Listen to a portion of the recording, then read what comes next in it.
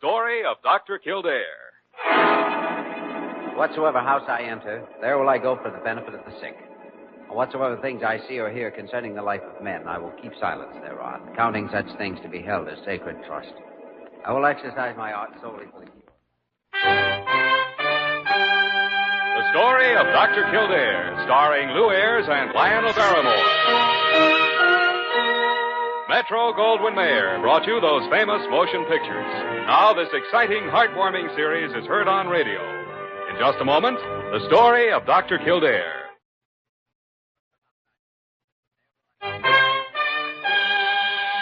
Now, the story of Dr. Kildare, starring Lou Ayres as Dr. Kildare and Lionel Barrymore as Dr. Gillespie.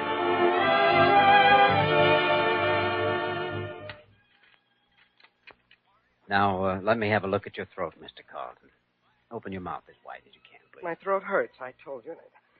I just can't sit still. I feel terrible. All right. All right, you can get up and move around if you want. You've got to do something for me. Dr. Gillespie examined me. I don't see why you have to waste time going over the same thing again. I'm only doing it at Dr. Gillespie's request. Now, just how long ago were you bitten by the dog? 4 days ago. It's hurting worse all the time. I can hardly stand on my leg. Well, you'd better get back into bed. Well, aren't you going to help me? Aren't you going to give me any treatment? You'll be taken care of as soon as I've consulted with Dr. Gillespie. I'll be right back.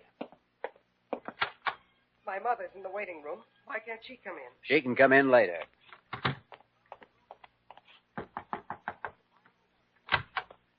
Yeah? Oh, come in. Come in, Jimmy. Come in. I've just examined Mr. Carlton. Well, Jimmy, what did you think? I diagnose it as the onset stage of hydrophobia.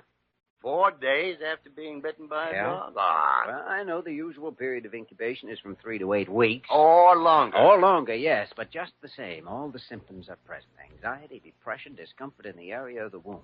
But he has no fever, Jimmy. Nevertheless, we'd better prepare for Pasteur treatment. Well, I guess there's no choice about that in any case. Until we're certain. Well, we'd better tell his mother. Parker! Parker isn't here, Dr. Gillespie. She's off duty today. Oh, well, Diana. Is Mrs. Carlton out there? Yes, she is. Yeah. Well, will you show her in, please? Of course. Doctor will see you now, Mrs. Carlton. Well, I must say it's about time.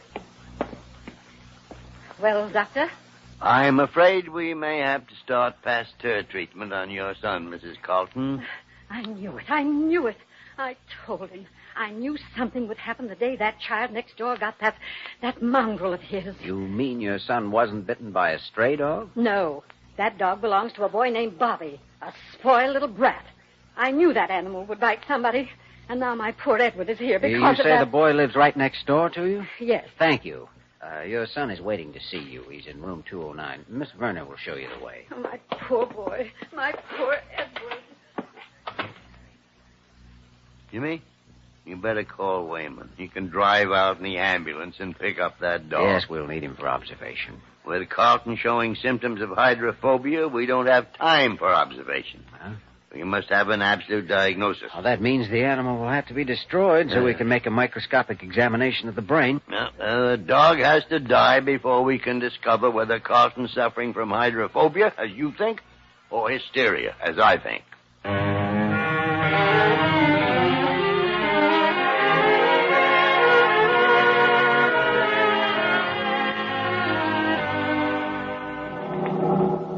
Hey, Doc. There's a kid and a dog playing in that empty lot. I'm afraid the dog we're looking for isn't going to be as playful or as healthy as that one, Joe. Yeah. Guess not. But maybe that kid can tell us where the kid we want to see lives. We'll ask him. Hey, jump now. Come on, Big. Come on. Hello there, young fellow. Oh, hello. It's a very smart dog you have there. He ought to be smart. He's 1/4 collie. Oh, that makes him very smart, then. What's the other 3/4? Nobody knows. Whatever it is, it's good. I'm sure it is. Oh, we're looking for another boy around here and owns a dog, too. His name's Bobby. Well, that's my name. Spot's the only dog in the whole block. Uh-oh. Yeah. Watch out for that animal, Dutch. Bobby, has Spot been acting strangely lately? Like he hasn't been feeling well? Why do you want to know? Well, you know Mr. Carlton, who lives next door to you? Who are you? Are you the dog catcher? No, Bobby, I'm a doctor. Mr. Carlton is very sick, and he claims Spot bit him. Sure, Spot bit him. Because that big lug Edward chased me with a broom when I went to get my ball out of his yard. Bobby, don't get excited, please. He sent you to take Spot away from me, didn't he? Oh, okay. Don't flip your wig. You can't take him. I got a license for him and a new collar and everything. Oh, Bobby, I'm sorry, but we have to take him. For your protection as well as Mr. Carlton's. I'll put a muzzle on him, mister. I'll keep him in the house all the time, but don't take him away. I got him, Doc. Watch your hands, Joe. Bobby, I'll come back tomorrow. I'll drive you over to the dog pound, and you can pick out another dog, one that's half collie, maybe all collie. I don't want another dog. I want Spot. Shall I put him in the ambulance, Doc? Yes, Joe, put him in.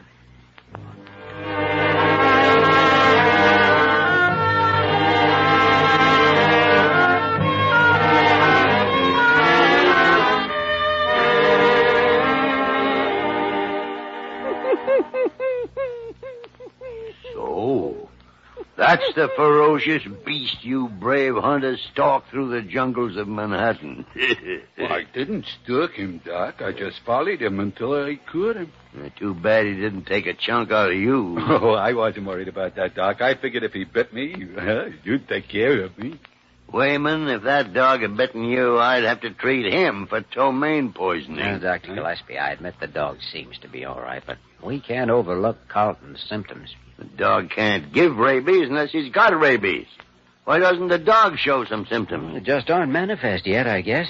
Carlton showed the symptoms early. The dog may develop them late, but he's capable of infecting. Dr. Gillespie, the dog has given some indication of being rabid. Where?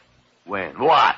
Well, when Wayman and I brought him into the ambulance entrance, I tried to give him some water. He backed away from it as though he were afraid. Now, Jimmy.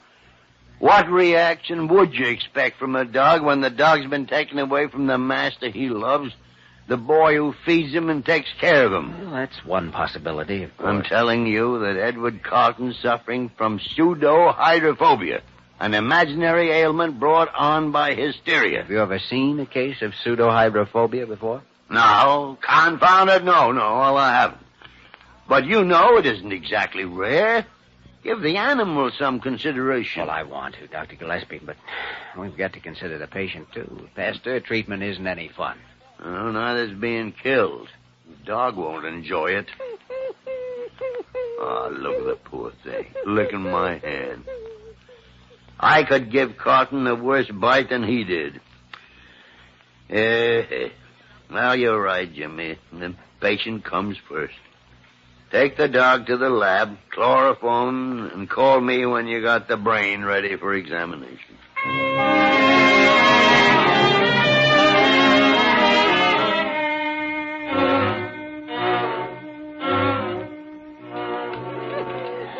Oh, gee, Doc, can't you call somebody else to hold him? He keeps looking at me with them big brown eyes like I was a bookie who wasn't paying off on his bets. Yeah, and I keep thinking of that boy, Bobby. So think later, please. Make with the chloroform and get it over with. I feel like I'm helping to murder my grandmother. All right, Joe. Hold his head steady. Oh, Doc, will you hurry? I'm telling you, in a minute I'm going to be boiling, and I'll get that stuff so diluted it won't be able to put a flea to sleep. Now what's the matter? Joe, I can't do it. Well, don't look at me. I ain't going to do it. I'm going to hold him for observation instead. Oh, good boy, Doc. You hear what the doc said, boy? How about that, huh? There's a chance Dr. Gillespie is right. But we can't keep the dog here. Why not? Well, if Carew found out about it, he'd make us destroy him. Under the circumstances, it's the prescribed thing to do. Well, you want I should hide him out while he's hot? How good you're in a rooming house. I got a girlfriend in the Bronx. Got a big house and a yard with a kennel cage, and she's nuts about dogs.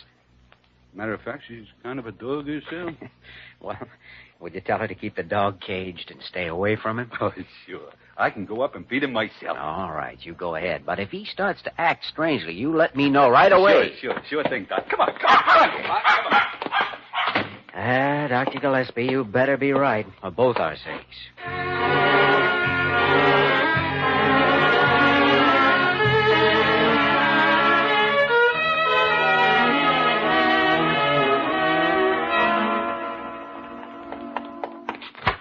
Oh, Jimmy, Hmm? you better come.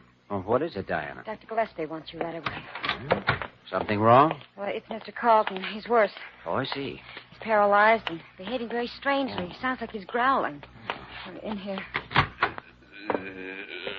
Jimmy, over here. Come on, over here.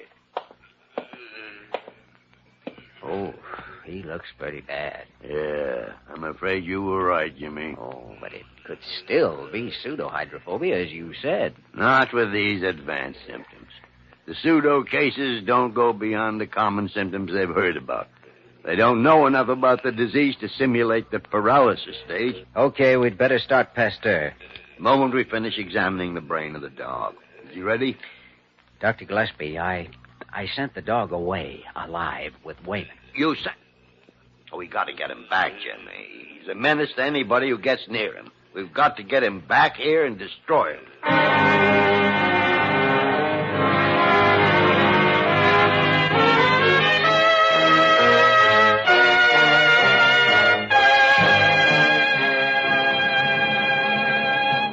We return to the story of Dr. Kildare in just a moment.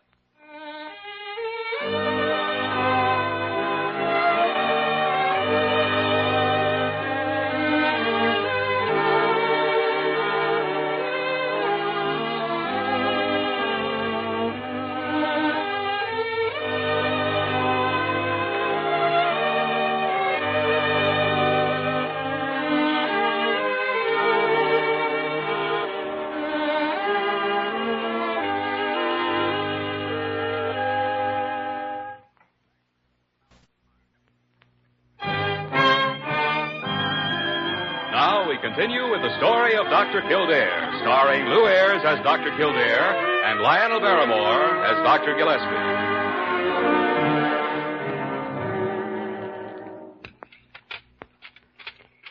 Well, we can start as soon as Wayman gets back here with the dog. If we could only wait and observe just a few days. Oh, too dangerous, Jimmy. I can't help feeling that your first diagnosis is right. I don't know why. Doctor, I gotta see you. Well, Bobby. I tried to stop him, Jimmy, but... It's all right, all right. Well, Dr. Carew saw him and said children weren't allowed. Oh, we'll take care of him, Diana. Just tell Carew that I was expecting him. All right, Jimmy. Bobby owns the dog that bit Carlton, Dr. Gillespie. Oh, I see. Doctor, I sold my bike. And tomorrow, a fellow's going to buy my skates if he can get the money. But I got $6 right with me. Here. Oh, but Bobby, money can't do Maybe if this. you tell Edward that I'll pay his bill for being sick, maybe he'll tell you to let Spot go. Boy, come over here by me. Come on. Bobby, we all have a lesson to learn in this life. And it's a hard lesson. A lesson that teaches us that money won't buy the things we want most. You're being forced to learn it very early with your dog. Then can't I give Edward some of my blood? A fusion? That helps sick people to get better. Oh, Bobby, that doesn't work in all illnesses, you know. Bobby, don't think I'm a cruel old man. Will you listen to the truth? Yes, sir. Your dog can cause terrible illness if he goes on living. He can harm other people as he's harmed Edward. Would you want that? No, sir. Spot wouldn't harm anybody. He already has, Bobby. He can't help it. He's a sick dog, and what he has can't be cured for. Now, will you believe me when I tell you that we're only doing what must be done? Will it hurt him? No, it won't hurt him. Will you go home now, Bobby? I'll come to see you tonight. All right, Doctor. Bobby, Remember, boy, the things we lose in this world aren't lost forever. What we love comes back to us. I know, Doctor. That's what my pa told me when my mom went away. Well, Jimmy, what are you looking so glum about? Same reason you are. Dr. Gillespie, you aren't fooling me. I've known you too long. I'm just catching a little cold. My diagnosis is you're suffering from a small boy under the skin. Dr. Gillespie, give me 1 day. Just 1 day. Jimmy, we can't. We've taken the same oath, and sentiment can't interfere with it, or medicine would go back to the dark ages. All right, then give me an hour. 1 hour. Oh, what can you do in an hour? Talk to any doctor who might have treated Carlton in the past, get his medical history, prove to you that you were right in the first place and that I was wrong. If only he weren't going into the paralysis stage, Jimmy. I might try it. But a layman wouldn't know enough about hydrophobia to simulate advanced symptoms. He might if he'd been told about it since he was admitted. Nobody on our staff would alarm him by giving him such information. I'm not thinking about anybody on our staff. I mean his mother. Oh, Jimmy, she just might be the type to pry into a medical book and try and outguess the doctor. 1 hour, Dr. Gillespie. All right, Jimmy. Thanks. You get the information if there is any. I'll send for Mrs. Carlton. Good. But be back in an hour, or I won't be able to wait.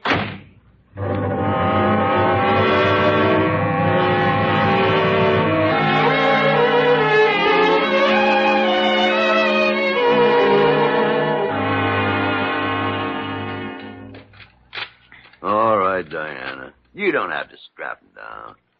Give me the scalpel. Oh, Dr. Gillespie, can't you? Dr. Gillespie. Jimmy, where have you been? I expected you 20 minutes ago. Oh, Dr. Gillespie, the dog, have you... No, I know. He's only chloroform. Oh, good. But I was just going to start.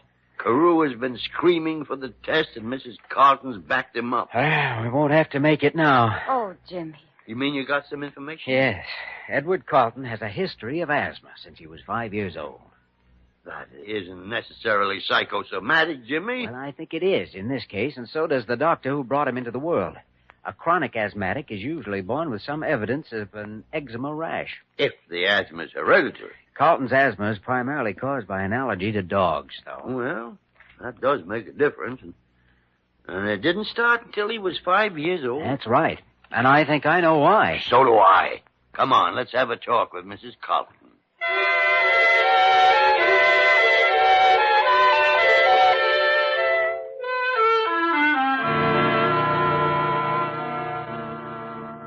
Did he want a dog? Why, of course he wanted a dog when he was a child. He didn't know any better. You ever let him have a dog? Of course not. I wouldn't have one in the house. Didn't you have a dog when you were a child, Mrs. Carlton? I did not.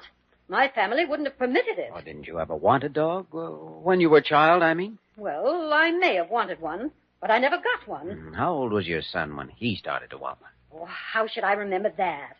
4, 5? Wasn't his desire for a dog strongest just before he started to get asthmatic attacks? I don't know. And didn't you fill him with a lot of poppycock about dogs being dangerous and unclean? Well, they are. Why are they? Because you had to turn your mind and heart against something you couldn't have? That isn't why Edward is ill. He's ill because a vicious beast bit him. Vicious. And Mrs. Carlton, I want an honest answer to one more question. Now, what did you do between the time your son was admitted this morning and the time you came back to visit him this afternoon? You marched straight over to the library and read everything you could find on hydrophobia, didn't you? And then you came back and told him what he was facing. Well, I thought he should know how sick that dog had made him. How sick you'd made him. When you told him he'd come to a paralysis stage, he displayed that symptom immediately. I think we'd better go see Edward right away, Dr. Gillespie. Yeah. And don't you move out of here till we get back, Mrs. Carlton. I got a few more things to say to you.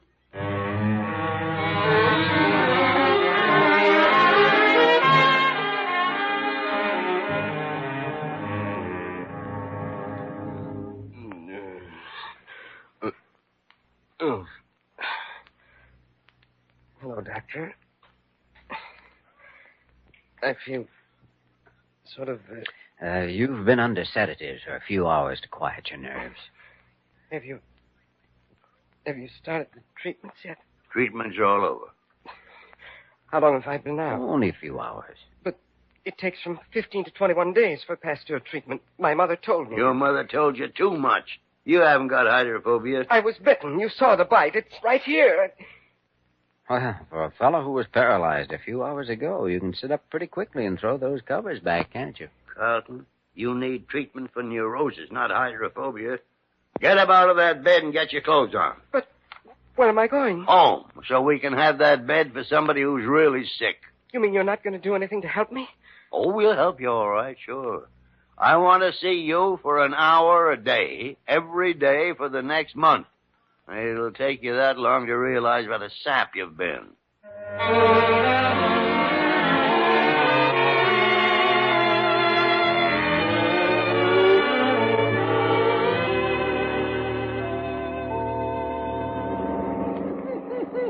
Take it easy, Spot. You'll be home soon. Yeah, and I'll bet you're in for the best dinner any dog ever had. Oh, he won't even think of dinner until he's tried to lick every freckle off of Bobby's face. And that was a mess of freckles if I ever saw one. Oh, look, Jimmy. There's the boy now. Yeah, sitting on the steps of his house with his head in his hand. Bet he hasn't eaten much today either. Doesn't even look up. He will. I'm just going to open the door and let Spot out.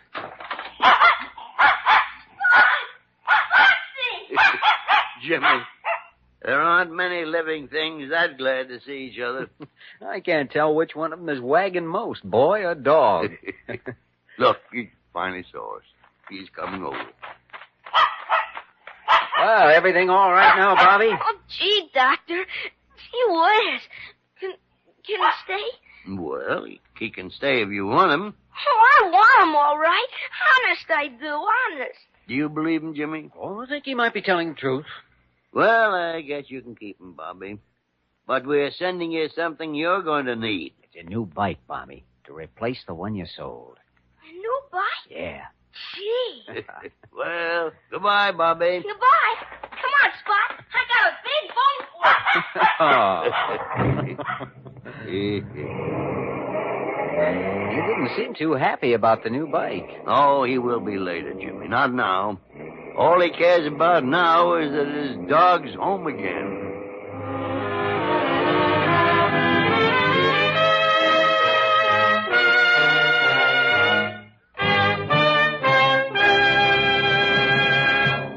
In just a moment, we will return to the story of Dr. Kildare.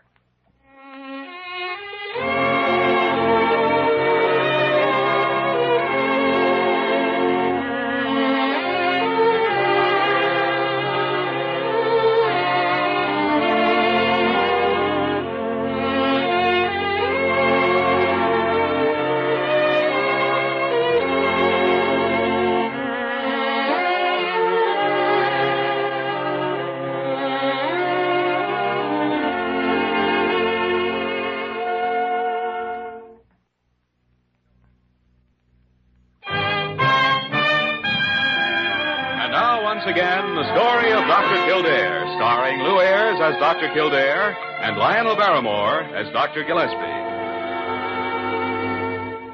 Jimmy, when I think how close we came to ruining that boy's life, it gives me goose pimples. It was close, and wouldn't be easy for a young fella to get over. Well, Mrs. Carlton and Edward won't give him any more trouble. I noticed Mrs. Carlton when they left here. Come in. Hi. Oh. Dr. Gillespie, I have the ticket you sent me for. Oh, yeah. Thank you. Just put them down there on the desk, Diana. 2 for the dog show and 2 for the new play at the Mohawk tomorrow night. Well, my dear doctor, does this mark the opening of your private social season? Well, I thought I'd relax a little, Jimmy. Good. But I just remembered I can't go to the Mohawk Theater tomorrow night. Oh, well, that's too bad, Dr. Gillespie. Shall I take the tickets back and get a refund? Oh, no. I hate people who buy things and keep on returning them. Here, Jimmy, you take them. You're free tomorrow night. Oh, but I... Oh, I'm sure one of the nurses will be happy to go with you. Perhaps Nurse Berner. I'd better get back to my patient. Oh, sure, yes. Run along. Dr. G. Well, confound it, Jimmy, you don't want the tickets to go to waste, do you? Dr. G, there are times when you're as subtle as an outbreak of bubonic plague. Well, she's a nice girl. All right. You win. And thanks. Well, what about those other tickets for the dog show? They're for Edward Carlton and his mother. Who knows? They may buy a dog. It'd help make 'em better human beings. Certainly would. But I know something they won't find in that show. They'll never find a smart dog that's 1/4 collie. No, Jimmy, I'm afraid they won't.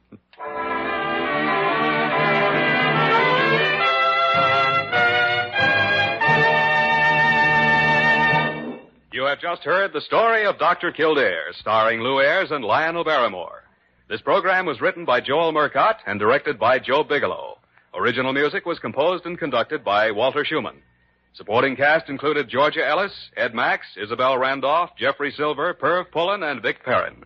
Dick Joy speaking.